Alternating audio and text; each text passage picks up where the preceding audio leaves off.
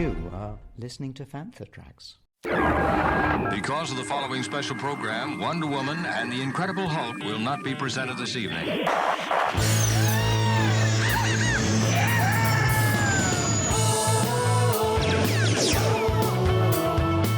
got Fantha. It's time to get all your Star Wars news in a single file. That doesn't sound too hard. This is Making Tracks. This is the way. Here are your hosts, Mark Newbold and Mark Mulcaster. I know these people. They are brutal. Does this look Jedi to you? That's not how the Force works. They'll never see it coming. Count me in. Misa back. Hello and welcome to episode 260 of Making Tracks, brought to you by those fine folk over at fantracks.com. My name's Mark, one of my co-hosts, and joining me this week, well, joining me every week because no one else wants to join me, well, it's a man who, if he was in the Mandoverse, I'm pretty sure he would be the guy who would be putting on the Dream Tan for Rotova Hut. It's Mr. Mark Newbold. Mark, how you doing, buddy?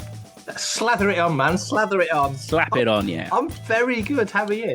Lovely. Yeah, it's a nice sunny day. All is well in the world of Mulcaster. How about you? How's things in Fantaland been?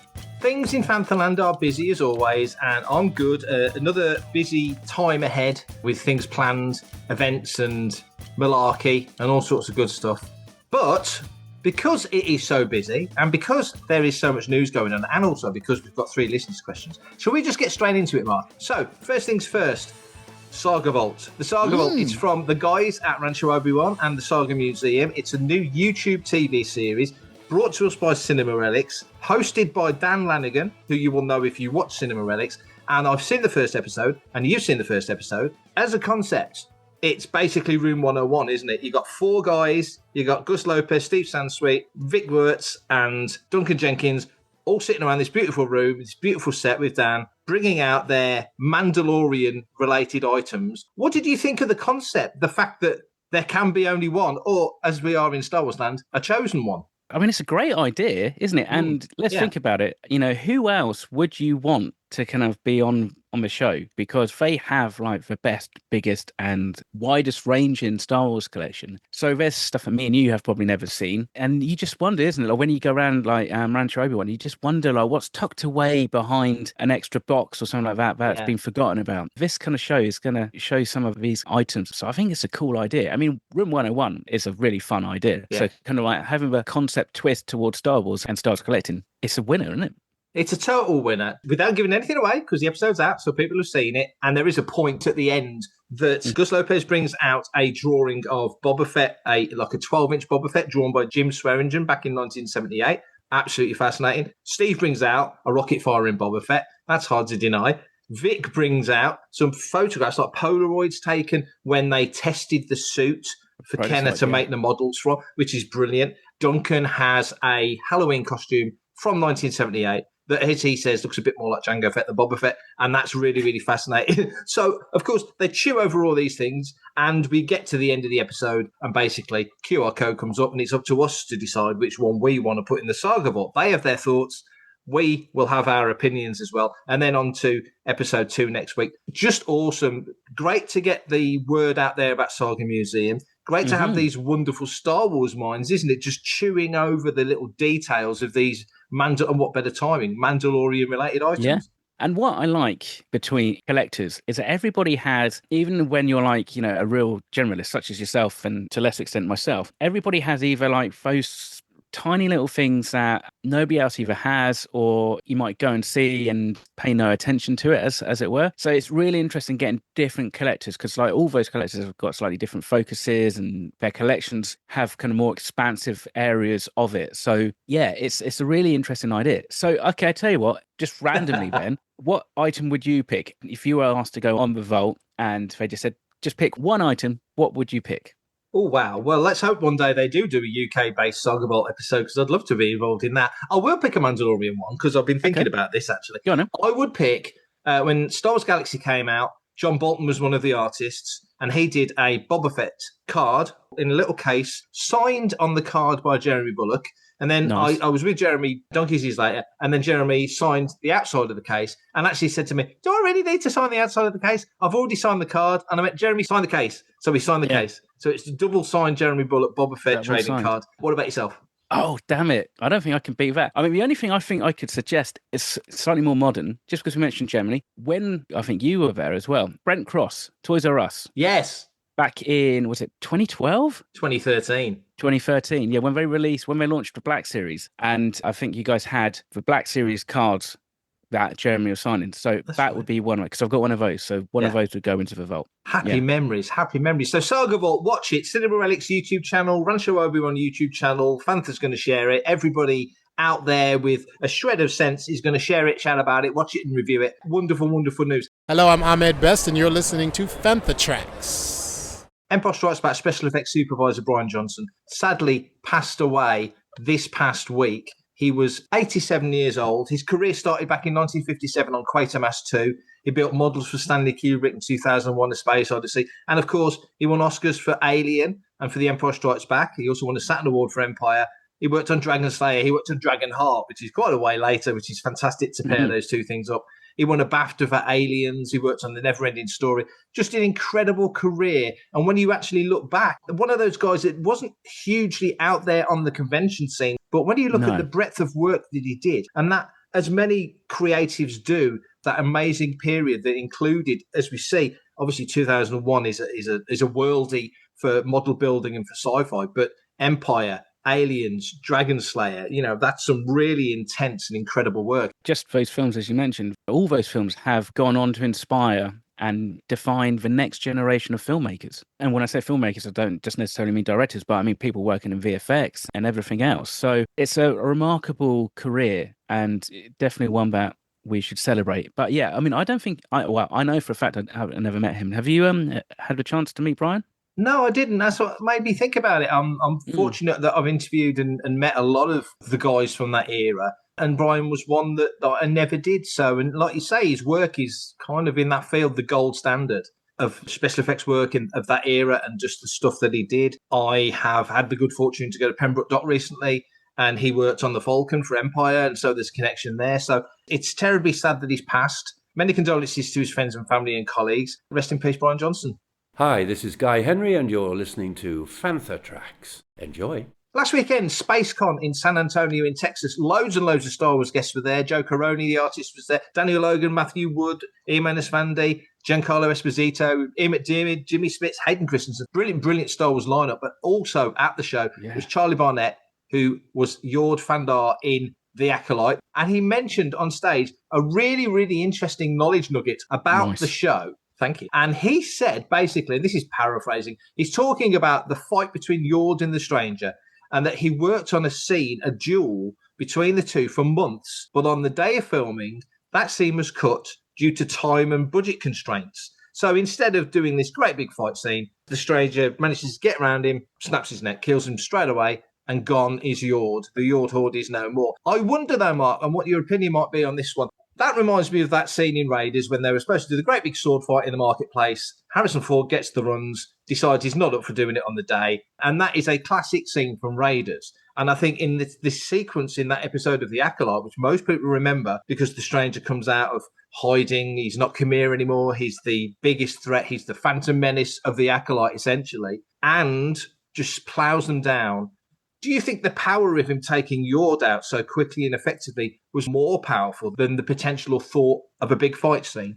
That episode was Night, wasn't it? It was called. It was quite a high body count for Star Wars main cast in any episode of like live action or animation. And I think after the original Death Star blowing up, there's probably more people died in that episode than any other Star Wars thing. Well, I mean, I was talking about like he cut through the cast, but I just wonder if it was a case of either, they thought, these other fights have either ran long, or maybe it's actually you need that punctuation because you can have another fantastic fight, and it might have been that if they had all these fights where like everybody's going to learn a fight, and then maybe we'll decide when we get there which one was more impactful. It's a punctuation. It was probably one of the most brutal moments I think we've seen in Star Wars, which doesn't involve a lightsaber and somebody being impaled by a lightsaber. So I think that in itself is a standout moment. I had quite nice kind of satisfaction when, like, millions upon millions of a Yord horde just kind of suddenly silenced, like a snap of a neck. Like a Death Star blowing up. I think it's a good point that, as an actor, I guess he's frustrated because, you see and hear all the legends of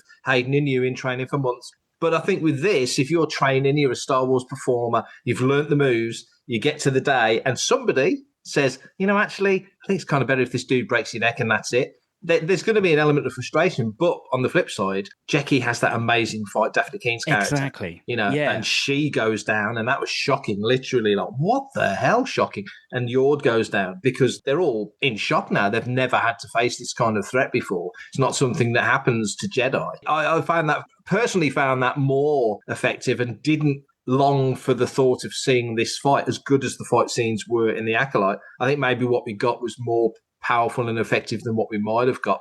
But that being said, it's a Star Wars lightsaber fight. You want to see it. Yeah, I kind of do. You want to kind of see, actually, what Charlie Bennett's lightsaber chops were. This is when you kind of rue the day that they don't do much on Blu-rays and physical releases, because that's an extra waiting to be dropped onto Disney Plus or something, like deleted scenes. And you do wonder, don't you? They don't tend to drop any of these deleted scenes onto Disney Plus, but there is. On just about every show, there is an extras tab. And normally they just put the trailers and stuff, but it'd be like, oh, come on. You want to add fairly cheap content to your service. Yeah. And maybe even something that separates you from other streaming services. Yeah. Doing something like that would actually help. Hello, this is Mark Thompson. I narrate a bunch of the Star Wars audiobooks, and you're listening to Fantha Tracks. Do or do not. There is no try. Believe it or not, Mark, for the final time, we're going back to Surrey in November 2025. It's the last interview we recorded for Smuggler's Star Wars weekend. It was a brilliant, brilliant weekend. And as listeners to the show will know, we got busy and we recorded a lot of stuff. And this final interview was with Louis Martin. Louis played an Imperial in Andor. He's a lovely chap. We had a great conversation here on Making Tracks. Right, we're here at Smugglers in Surrey. I'm here with Louis. Hello, Louis. How is the day going for you so far? It's going amazing. It's so nice to meet everyone. I've never done anything like this before. It's my first time being on a franchise like this, and it's just so nice to meet everyone. Seeing the amount of stuff that people have made, they brought along, is so cool. Luckily, I'm also a Star Wars fan myself. So what was your? I'm enjoying it. If you're a fan, you know there's this fandom that's into it and enjoys it, but you're the other side of the table now. Yeah. So what are you making of that so far? I feel like I should be back on that side, to be honest, because I'm kind of geeking out to meet people. And, I mean, it's a new interest of mine because I only got into it during the pandemic. I'd never seen Star Wars before, and then I watched Rogue One. And thought, that's so good. And then I watched everything. I watched all the Clone Wars, all the animations, everything. Got super into it. And then I thought, well, if I get an audition, at least I'm going to know what's going on. And then that happened. And then my first day on set was my birthday. So it just felt like a big present. It didn't really feel real, And it still kind of feels a bit weird that I'm attached to something like Star Wars. The stars have lined up. Well, we interview a lot of people, and we always say there's no small roles in Star Wars. There literally isn't. Because everyone's got a place, everyone's got a part. There's a point to everything you see on screen. Yeah, exactly. So there you are. When you came in then, and you've recently watched it as well, you're kind of a relatively recent convert, so it's fresh in your mind. And maybe the Star Wars has been around forever, so you're aware of Star Wars, even if you're not watching it. But maybe the zeitgeist thing hasn't got you in the same way. You've purely come in on the story, and in this story, which is so like so well crafted, so well thought through. What was that like for you to be involved in that? I mean, it was just. The scale of it, that everyone's lovely to start off with, so just fun, I would say. Like, as I said, it was my first day, it was my birthday. They didn't know that. They found out halfway through me a makeshift birthday party in my trailer, everyone on set and stuff. They were super nice. Just being on like a set like that, I kept catching myself in the monitor in the costume and just being like, is that me in Star Wars? I can't believe that's me in Star Wars. And just like, I think Andor, I mean, obviously across the whole franchise, but I think Andor in particular has got such good scripts, such good actors.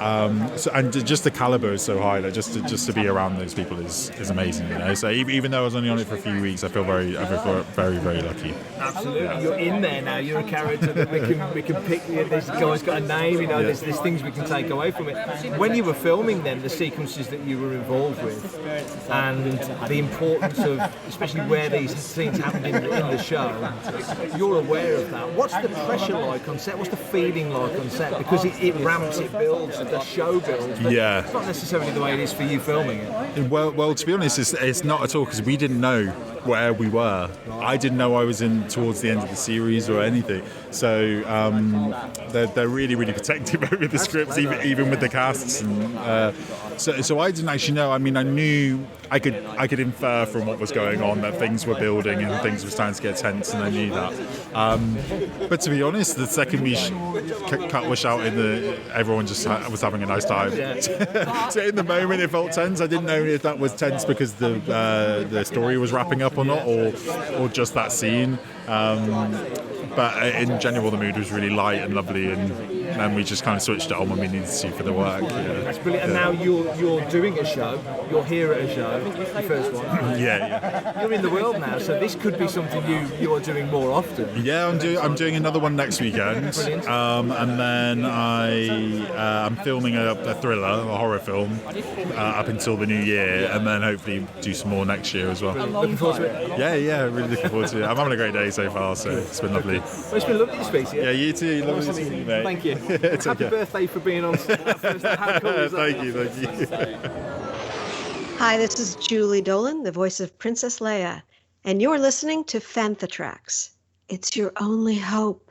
Jimmy Fallon, he has loads of great guests and loads of great Star Wars guests. And this week, just gone, he welcomed Amy Adams to the sofa. And in and amongst all the other conversation that you would have with a wonderful actress like Amy Adams, she did mention that she's in a new Star Wars film. She's in Star Wars Starfighter. And she doesn't give much away. She does give away that she's very excited. She does give away that she still buys Star Wars toys, which makes her even more endearing than she already is. But the same week, Matt Smith was at 92NY in New York, sitting down with Josh Horowitz from Happy, Sad, Confused podcast, and he's talking about his career, and he mentions Star Wars Starfighter, and he doesn't give a lot away either. But the whole point of my long ramble is, Mark, we're now past The Mandalorian and Grogu. It's at the cinemas. It's scraping about 320 million worldwide. It's probably not going to make 350, but most people enjoyed it, and it sold a lot of popcorn to lots of Star Wars fans, but not enough popcorn to be considered a smash hit by any measure. My point is, Starfighter is now, 10 months away as we sit here today.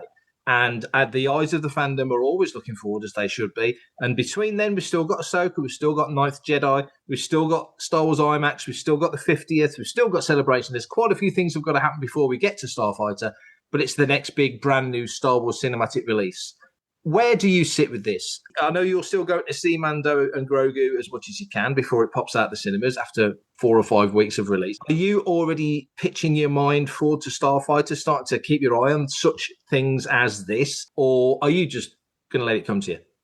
I'm really looking forward to Starfighter because of the fact that from everything we know, which is pretty much not a lot, there's been rumours and Sean Levy's come out and kind of said he's played around with lightsabers on set, but this is a whole new part of the galaxy, new characters, yada, yada, yada, and it's set, furthest forward in the timeline. So it's uncharted waters and stuff. So we're kind of talking about Starfighter, and yet everybody's also going, as an addendum to that, and this will probably lead into Simon Kinberg's trilogy, which will probably be episode 10, 11, and 12. Yeah. And so we're not even looking for, directly just at Starfighter. We're looking at Starfighter and beyond. And there is a slight level of kind of frustration with that for me, is because it's just enjoy the Star Wars that we have at the moment. And that's not to go back to cinema and watch Mando and Grogu, but it's just this is an argument and a discussion point about was actually released in Maul just before Mando and Grogu the right move? Because I feel like we had Maul Shadow Lord and we talked about it pretty much for 3 weeks. But that final 2 episodes, it kind of all got lost in the Mando and Grogu hubbub. And you kind of go, but that in itself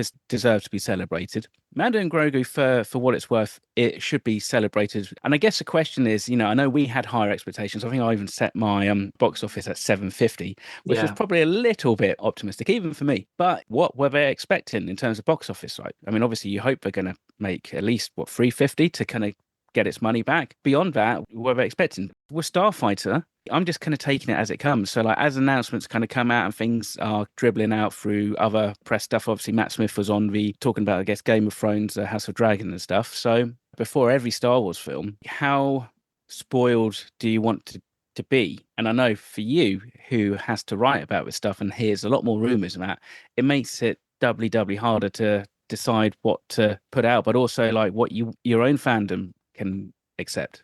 Yeah, I suppose. Yeah, I mean, we've talked about this before, haven't we? Doing news sites and what do you want to know? How much do you want to know? I've kind of reconciled myself ever since somebody spoiled the Han Solo death in Force Awakens for me about 2 days before seeing the premiere. Yeah, that was not fun. With spoilers, and we're not talking spoilers specifically about Starfighter, but as time goes on, to your point, as time goes on throughout the year, we are going to learn more. We're going to see more. Yeah. I'm hoping that Starfighter doesn't do that, and I'll say why specifically, because it's a new era.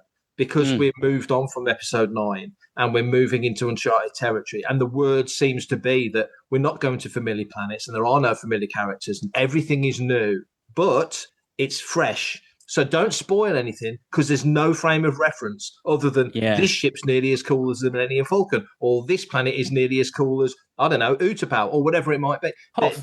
Or Hoth, exactly, yeah, very good. So they're going for all these things that are going to evoke, but they're not copying or they're not related to. It's a new palette for Star Wars. And Jeff Snyder, the Snyderverse guy, has put out a post where he hypothesizes, or he says that he's heard that there will be going forward a couple of shows and a film every year, and that it will be pushing forward through the timeline. And I find that, if true, very positive. It's good news, because if we're pushing on into this new era and we're going to grasp the nettle and just go for it with Star Wars moving into the next 50 years, not always looking back. You know, you don't forget the past. There'll always be an occasion where there'll be a project that does dip into the past. Or needs to, to tell a story that needs to be told, or to set something up that's coming down the line. That's fine. But looking in the right direction, I think that's really positive. Our good friend Matt Booker brings up like member berries all the time. When is something fan service and a member berry, as it were, versus when is something just part of it in-universe vernacular? It's finding that middle ground. For everything in one location, daily news, reviews, interviews, podcasts, video, and social media feeds. Bookmark FanthaTracks.com for Star Wars news 24/7, 365. One of the things I think about with Mando and Grogu as I look around my cluttered collection room full of Mandalorian and Grogu toppers and popcorn buckets is that this seems to be another avenue of merchandise for the film studios in a time when viewership at cinemas is at a low. So it'll be interesting to see who they plonk on those drinks toppers and, who the popcorn buckets are, because ultimately you're going to need an iconic looking character to kind of shift that stuff. That's a brilliant point, though, because the popcorn buckets and the pre-film posters, I mean, they're going to put Gosling on as much as they can, obviously. Yeah. But just having Ryan Gosling with his fluffy blonde hair on the cover or on the top of a popcorn bucket or a drink, that ain't enough. So to your point, do you think they're going to put a really early teaser out or a really early trailer out? Because Sean Levy seems happy to share shots from the set. That seems to be maybe a thing that he would want to do. Or do you think that, for example, they might do what they did back in Phantom Menace times, when he had Prelude to Rebellion from Dark Horse, when he had the Mace Windu figure and the Stap come out early, just to give us enough that, oh, wow, what's that? That's new. Not seen that before. Something that they can use to pop on the top of a drinks topper or a popcorn bucket, or the wraparound. You're going to get the poster, things like that. I don't think anybody really wants to eat popcorn out of Ryan Gosling's head. But from memory, it was September 22nd or something that the first Mando and Grogu teaser trailer came out last year. So we're only 2 or 3 months away from that. And you kind of think whether or not they're going to do something like that, whether or not they hold it for another big event. Is it D23 this year? There's a D23 this year, and there's people out there. Matt Smith said it in one of his interviews that he's seen. I mean, he said rough cut. I guess they're still at that stage. Obviously, ILM are doing the visuals. So you're at that point where things are coming together. There probably are assembly cuts and rough cuts and stuff out there, and he probably has seen that. Yeah, maybe you say D23. Maybe there's chance or time to put either a clip or a scene or a teaser or something. Yeah, I suppose it all depends upon how much of a presence Lucasfilm has. We're going to see Dave Filoni and Lin Brennan do the whole kind of Kathleen Kennedy presentation, right? Here's 12 series and films that won't ever get made. But we're going to tell you about it because we're really excited about it. But, I mean, ultimately, I would think that by this point, I mean, what, they finished filming? When did they finish filming? Oh, December. The edit, I would think, would be quite a way along. So, yeah, Matt Smith's probably seen a fairly good rough cut, as it were. So it's probably going to have loads of temp VFX, but you would imagine that the fine cut is well into that kind of process. He's probably got a good idea of actually what his involvement's going to be actually in the film with respects to like on-screen time. That's the thing is also, again, it's like how much does Starfighter risk getting lost in the wash of like 50th anniversary Star Wars? You know, it'd be interesting to see how Lucasfilm balance that. I mean, I suppose by having the 50th anniversary a couple of months before, that gives it a bit of space in case they decide to let it sit in the cinema for 12 weeks or something. When they announced February 19th as the time for Star Wars IMAX, my first thought was, wow, that's months ahead of May the 4th. But it's way ahead, and then 28th of May is Starfighter. But you think back to Last Jedi coming out in the December, and May Solo comes out, and people didn't connect with Solo. It wasn't marketed right. People were like, I've just seen a Star Wars film, but what's this? Oh, that's not Harrison Ford, and that whole nonsense that built up around that film. But the point being is, whereas Marvel can put a film out in May and another film out in August because their projects feel so different, Star Wars is Star Wars. The banner of Marvel isn't the same as the banner of Star Wars, is it? So Marvel can do that because they're so distinct, and you know that you're going to pull them together in an Avengers or whatever it might be. So I get that they've pushed Star Wars earlier in the year, which I think is very wise because my gut tells me that's going to make a bunch of money. With Starfighter, just about teeing the audience up, isn't it? You know, we've got Celebration ahead of that. That's key to Starfighter, isn't it? Celebration. Massively. Yeah, I think so. Yeah, there's going to be a lot of Starfighter book panel. Yeah. There's going to be like the announcement for like, you know, the Starfighter visual guide and maybe hopefully an adaptation to the. Wouldn't that be nice? And I suppose actually, in essence, is that partly how you market the film? Is that you've got the 50th anniversary and it's like you've seen the start of the saga, now see the most latest recent thing that's going to take the franchise into the future. Maybe they're already thinking this. Maybe you get to the end of watching Star Wars in IMAX, you watch all the way to the end of the credits, and then you get a sneak peek at Starfighter. Totally. That would be cool. That definitely get bums on the seats beyond just the fact that we're going to see A New Hope or Star Wars 77 in IMAX. Hi, this is David W. Collins, voice actor for Star Wars and sound designer at Skywalker Sound. You are listening to Fantha Tracks. We have 3 listeners' questions. They're all dead good. And we're going to kick off with the first one. It's from James Woodcock, my Babylon 5 friend, James Woodcock. His question is, do you think there's a case to be made for a re-release of the sail barge, since it was a test bed for the HasLab process and had limited availability? Not a one-to-one release, just as the others have differences such as paint and electronics, but the main vehicle at least. And if the answer is yes, how much do you think it would be now? And he hypothesizes around about £750. So should HasLab re-release previously funded HasLabs? Good question. Yeah, very good question. Because it kind of, you could imagine that there'll be some griping from some collectors who jumped on and got the first katana and everything else. But then there'll be people who missed it who will be like, oh, I want the opportunity and I also don't want to pay twice or 3 times the value of because it's in the secondary market. Yeah. So, yeah, I mean, I suppose that's the thing is if you can make it subtly different. I mean, for example, take Razor Quest 2, shall we call it, for Mando and Grogu. That's stock, whether or not there's something there that they could put that out. But then it's like, oh, is that just repeating stuff that is already been out there and there's other vehicles or other opportunities that the HasLab should do? And maybe what they could just do is just offer it as a on-demand order. You might have to wait 6 months, but you put the orders in and then they do a limited run just like ad hoc. In terms of price, probably over north of 550, 600, 650. Yeah, I mean, it's a big ship. I mean, we both had Razor Crest. We both got rid of our Razor Crest because they're too big for collections and stuff. But I suppose, you know, if you want one, then you're going to make space for it.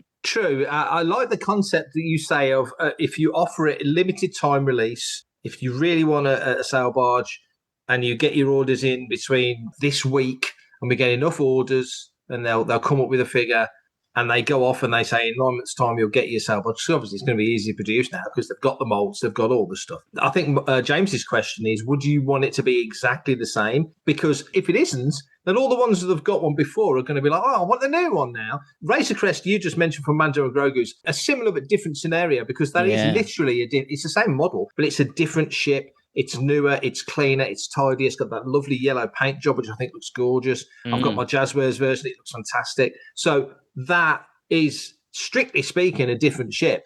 Whereas Lando's Falcon and Han Solo's Falcon is the same ship. Solo's Falcon's beat to crap, and Lando's Falcon looks like it's, slid out of the cover of a 1950s Flash Gordon movie because it's just sleek and it just looks so funky and cool. And clean, And clean, and the interior is different and everything else. I don't know. That's a great question. I think you're damned either way, aren't you, really? You could see like Hasbro would be damned either way because depending upon what those modifications are, if it is literally like a case of, okay, we're putting out Katana, but then we're going to bundle in, I don't know, Max Rebo Band or I from top of the deck who, shot Luke's hand or whatever his name is. And there's stuff that you can't get with the original one, then I can see people complaining. If it's maybe like just upgraded sound and lighting, as it were, like, kind of like electronics and stuff, and that's just because technology's moved on, probably less of a gripe.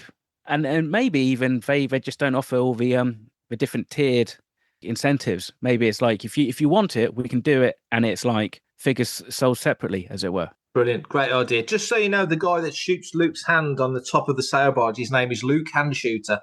Next question, Nenko Genov. Nenko is our new writer on Fantha Tracks. He's absolute Star Wars. He's fascinated with all the content that he's been sending in. And his question is, and I think this is really quite insightful and thought-provoking question, do you ever wish Star Wars was less mainstream? Do you wish Star Wars wasn't conquering the zeitgeist all the time, wasn't always in people's conversations, wasn't culturally referenced? Do you wish it was more mainstream like some other stuff? Or are you happy that you can bump into a total stranger and if they've got a Star Wars t-shirt on, your friends? So when I was at school, back in the mid-90s, I think it's fair to say in my year, I was a Star Wars kid. The authority of Star Wars, all the bullies and everybody else would come and talk to me about Star Wars when like the special editions were being released and stuff. Yeah. And so that made me feel kind of special. But actually, it's a difficult thing because, you think if Star Wars wasn't as popular, would we have so much Star Wars?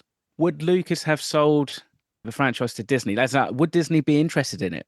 There is a certain point where when you look at Mando and Grogu, the influencer culture is very much present in the marketing of that film. And it does feel a little bit, hollow and maybe a little bit shallow, because like some of those influences I now follow. And, great for them. That's what they do. They've been at Master of the Universe premiere. They've been at Supergirl because that's the next film. And that's what they do. They quote unquote influence. So I suppose anybody who didn't get a ticket to Celebration would probably wish it wasn't as popular so they could get tickets to Celebration. I mean, I can remember when Celebration Europe came out. I mean, I think I was quite late in getting my tickets in 2007. I couldn't even tell you what the attendance was, but I'm pretty sure I walked around there and it was easy to walk around on every single day. It wasn't rammed or anything. So you're damned either way, aren't you? If you have a smaller fan base, you're going to have a more loyal fan base. We won't necessarily have quite so much infighting and disagreement. But then would we have even seen stuff like Acolyte or the Clone Wars or loads of stuff? Because, they're looking at a wider audience to attract a wider audience, because that was a whole remit, wasn't it, from Kathleen Kennedy? Star Wars is for everyone. And I think we're now at a point whereby you can look back at the last 4 or 5 years of releases of Star Wars and say, actually, you probably are right. We've now got a Star Wars for pretty much everyone. And you don't necessarily need to like all of it. We're so used to thinking of Star Wars, and I guess when you get a film like Mando and Grogu or Solo, that's really good and really fun and really engrossing and really engaging. With other properties, with other franchises, so few have got either the longevity of a Star Wars or the popularity of a Star Wars. Potter's got a Potterland. Bond's been around forever. Doctor Who has been around forever. But they all have their ebbs and flows. Trek had the Star Trek experience, and there's other stuff coming around, in the Middle East. So there's all these other things. But no one's got Two Galaxies Edges. No one's got Star Tours all around the planet. No one else has got what we've got in the Star Wars realm. So on one hand, and we're Star Wars guys, so you and me are always going to wave the flag and punch the air when something goes right for Star Wars. And maybe drill into it like we do when things don't go so well. We only say that and do that because we want it to go well. It's not a negative thing. It's, where did they go wrong on this one? Why didn't that connect with the audience? What external factors or what decisions made that not happen in the way that we want it to happen? So I think it's why we're so excited for Starfighter. It feels like that's going to come to town like the circus used to come to town every 3 years with the OT and the prequels. So there is a little bit of, not jealousy, but there's a little bit of, when a new franchise comes along and you kind of feel the groundswell from the outside and go, that's kind of, I like that. I like the vibe. I'm getting the energy. I kind of wish I was feeling that. I do get what Nenko's going for. So my answer to that question is no. I'm happy with Star Wars as it is. I like being the big dog in the yard. I like the fact we've got this amazing lineage of films that goes right back nearly 50 years. So I'm happy with that. But I do get his point. It's a very, very interesting question, and one we'll probably kind of return to at some point, because ultimately next year, Star Wars is going to be 50. And I think you've named them. Bond, Star Trek, and Doctor Who. They're probably the only franchises that really are of a similar age or slightly older. You kind of then go, well, how many fans, let's say, of say like the original trilogy who were around in, the 60s are fans of Star Trek now, or even alive? We're kind of lucky. You're a Gen 1 Star Wars fan, and I'm a little bit later, but so far there's a lot of fandom who are still there, who are still got the living memory of what Star Wars was like when it first came out for the original trilogy. And obviously everything's changed. Technology, society. And so if you have a touchstone to the past, like a franchise that is so old, and like Star Wars, then it's going to create as many problems as it does benefits, i.e. that it creates more lived-in tapestry of fandom and lore and canon and all that stuff. Yeah, and you see it, there's that friction between, as new fans join, maybe some of the old fans, be it because of privilege or the new content isn't serving them in the way that they want it to be served, or even just it's just down to the fact that we all got older. And I see it from the Rebel Legion and stuff. If the membership in the base are all older, there's fewer members joining who are younger, and that causes a concern for me for the legacy of like the 501st and Rebel Legion and all these other clubs. But then when they do join, most of them are prequels onwards, and they appreciate the original trilogy, but they don't necessarily hold it to like such a high regard or reverence. And I think we have to get to that point, and everybody has to accept that there's going to be different Star Wars for different people, different generations. And that's what makes me so excited for Starfighter, is because we're going to have this celebration of 50 years of Star Wars, talking about what happened back in the day, but also then we're, in a couple of months' time, we're going to see the latest Star Wars, which is going to hopefully push Star Wars into the future. So it's going to be really interesting to see how the fandom welcomes the new fans, because that's what we want. And I think that's one reason why Mando and Grogu has kind of worked on some levels, is because actually it's a really easy point to jump in on. And I reckon Starfighter is going to be exactly the same, if not even more effective in that ability.